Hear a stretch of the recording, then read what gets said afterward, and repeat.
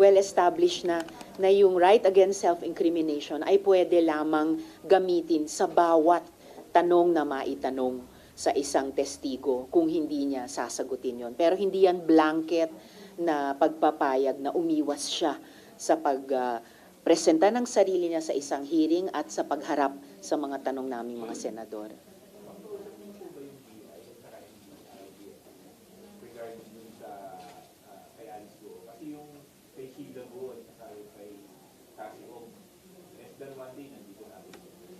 That's true, kaya't inaalam namin kung anong petsa at anong oras pinakamaagang pwede siyang ibalik dito. Nagko-coordinate na rin ang Senate Office of the Sergeant at Arms sa NBI.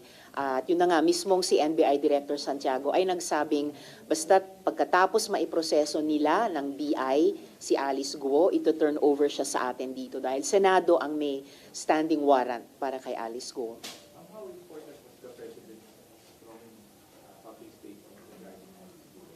Very important.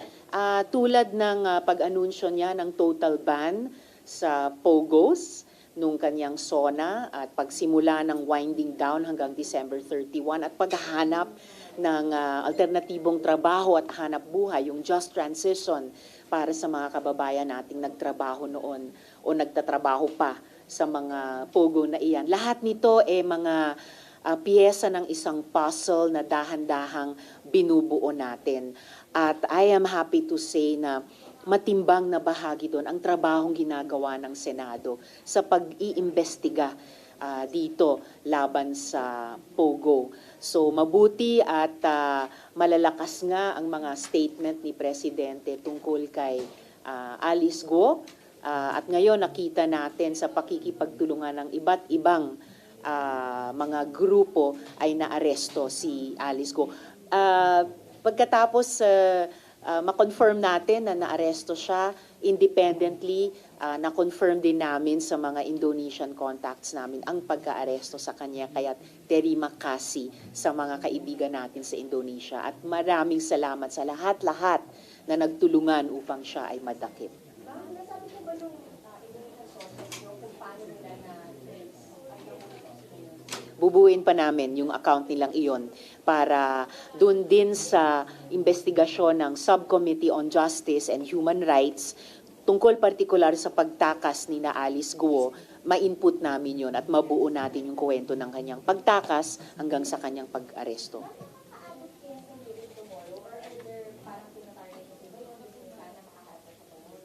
I'm really hoping makaharap na siya bukas, so tina-target namin, but we can only target so much dahil malaking bagay muna malaman namin sa pagitan ng Indonesian at Philippine authorities kailan talaga at anong oras siya maibabalik dito.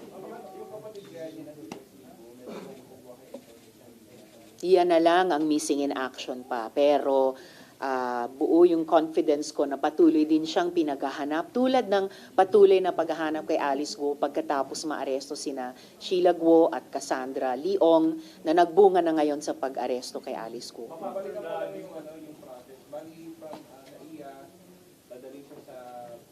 Yes. Yes. Apo. After the hearing tomorrow, anong disposition will she be detained here or ipapakbayad sa NBI? Kung makaharap na siya sa hearing bukas, yan ay hearing ng Justice and Human Rights Subcommittee. Ihaharap na namin siya doon kung nandito na siya sa Pilipinas. Kahit pa makaharap na siya bukas, ang source naman ng warrant niya ay mula sa Senate Committee on Women. So kailangan pa muna siyang humarap sa susunod na hearing ng Committee on Women bago makapagdesisyon kami sa disposition namin sa kanya. So she will stay here or will end? She will stay here at the Senate. Could you call on the Department of Justice and other agencies na bilisan yung pagsasampa ng kaso? Kasi ma'am, pag nirelease ninyo from Senate custody, dahil halimbawa nakaharap na siya o sinagot ko sa inyo, so flight risk siya kung wala pa rin warrant of arrest from the court. Tingnan po natin kung mahinog na yung unang-unang kasong isinampalaban sa kanya, yun ang kaso ng DOJ for qualified human trafficking. So qualified trafficking in persons na isang non-bailable offense. At kung hindi pa man at that point in time, kasi dadaan muna siya sa pagharap sa Committee on Women, magdidesisyon pa kami kung palalayain na ba siya sa Senado or i-detain pa rin namin. Kahit pa umabot sa puntong iyon, kung may nahinog ng court warrant of arrest, well and good. Kung hindi pa man, we could ask the BI, meron ba silang standing complaints laban sa kanya bilang isang dayuhang nandito sa Pilipinas, on the strength of which pwede pa rin nila siyang i-hold. But definitely, hindi na natin pauulitin na tumakas siya at may mga magkulang o worse, makipagsabuatan para patakasin siyang ulit.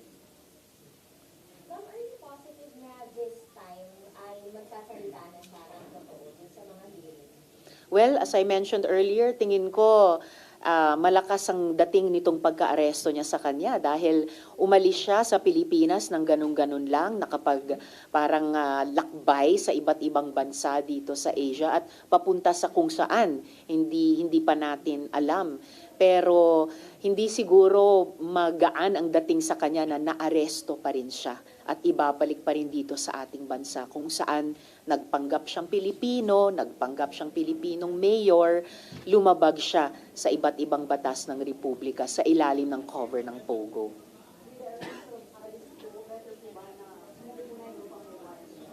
Definitely.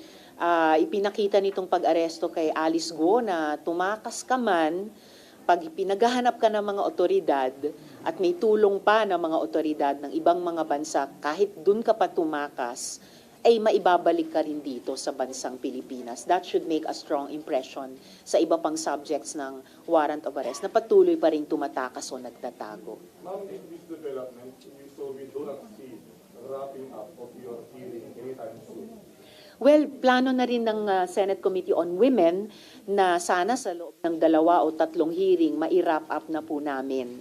Meron pa po kaming mga pending issues, pangunahin na nga yung pagharap at pagsagot ni Alice Guo, yung pagtatanong namin sa ilan pang mga personalidad na lumitaw ang kanilang mga pangalan konektado sa mga POGOs, yung hindi pa natapos na kwento ng Pharmally at kung yung mga taong na-identify noon sa Pharmally investigation na lumilitaw ngayon sa investigasyon namin laban sa POGO ay mayroong ding accountability doon.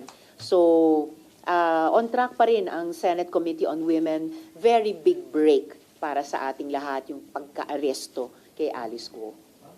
Si Alice Guo ba yung pinaka-mataas o pinaka-malaking personality behind POGO operation?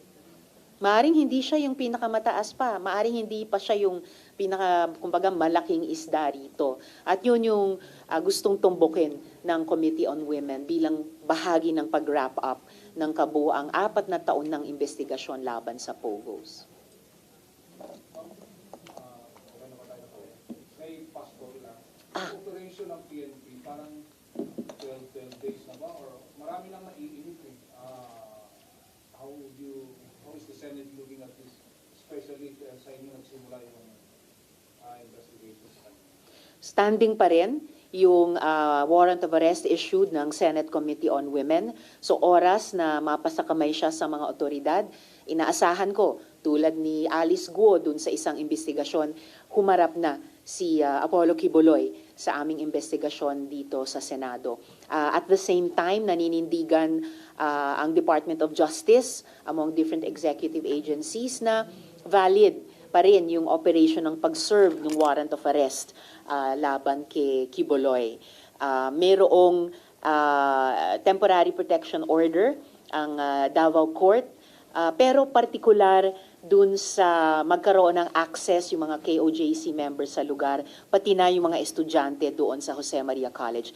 Hindi po hinahadlangan nun yung patuloy na pag-serve ng arrest warrant kay Quiboloy. Kaya inuulit ko na lamang sa kanya, no, itigil na lahat ng mga dramang iyan, lumabas na sa lungga ninyo, humarap na kayo dito sa Senado at sa iba't ibang mga korte kung saan may nailabas na ng mga warrants para sa arrest mo. Ma'am, how do you see yung mga counter-propaganda ng kampo ni Quiboloy, like yung ginagawa na parang mining, gold excavation doon sa KOJC compound ng PNP? Well, sinasabi nila PNP ang gumagawa nun? Yes, Or sila ang gumagawa nun? Sila, nagbuhukay daw kasi yung PNP, may mga darado parang gold detector and yung mga propaganda from their end. Siguro yung mapapaniwalaan lamang na detect ay yung sinasabing 8 heartbeats doon sa tunnel or sa bunker na usually makina na ginagamit para iligtas ang buhay ng mga victim survivors ng mga sakuna tulad ng lindol. Pero kung yun ang ginamit para i-detect at subukan tumbukin kung saan patuloy na tinatakasan ni Apollo Kibuloy ang warrant of arrest para sa kanya, iyon ang paniniwalaan ko. Dahil on the strength of their service of arrest warrant, wala namang ibang ipinapakitang pakay ang PNP doon, bukod doon. Last question, What si about the Marlon. condition being laid down by his lawyer? Sorry, hindi ko nakikita. Ng lawyer, Mm-mm. dapat daw may written declaration si Presidente na hindi siya ito turn over sa US if ever. Wala po siyang mag-impose ng mga kondisyon. Siya po ang may obligasyon, hindi lang sa gobyerno, pero sa taong bayan, na tulad ng sino mang mamamayan na covered, hindi ng isa, hindi ng dalawa, kundi 3 warrants of arrest, humarap na po siya. Kung ano po ang gagawin ng gobyerno, kung magkaroon man ng extradition treaty, ang sino mang ibang bansa, o kung mailagay siya sa list ng Interpol para maging subject ng search ng iba't ibang law enforcement agencies ng buong mundo, hindi na po siya ang may desisyon dyan. Gobyerno na po. Okay, last na po si Marlon. Ang COA has ordered DepEd to return yung mga misused funds daw ng DepEd during the time of Sara Duterte. More than 12 billion. So will you raise this kapag nag-plenary na yung budget? Kapag pagdating sa plenary budget debates dito sa Senate, hindi pa sinunod ni dating DepEd Sec Sara ang utos ng Commission on Audit, of course, wide open para itanong yon. Itanong ko o nino mang kasama ko dito sa Senado. Dahil idinadaan ng bawat ahensya sa ganyang proseso. Pagsagot sa mga tanong o utos na ng COA bilang pagtimbang kung justified ba yung hinihingi nilang budget para sa susunod na taon. Then were you surprised na gano'ng kalaki yung nakita ng mga state auditors na parang mali yung pagtesta ng department?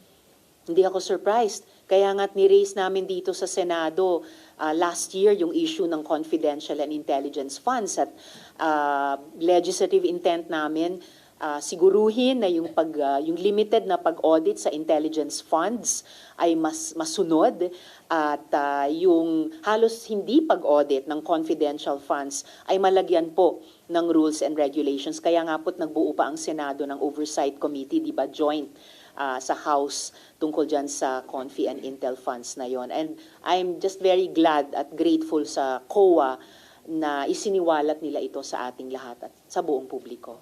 Should the same scrutiny be applied to the budget of OP? All agencies ay subject sa anumang pagtatanong mula sa Kongreso. Bilang sila executive, sila ang gagastos ng budget na iyan, pero kailangan muna sila dumaan sa scrutiny ng other branch and co-equal branch of government. Okay, thank you po. Salamat po. Thank you, ma'am. Thank you, Engineer.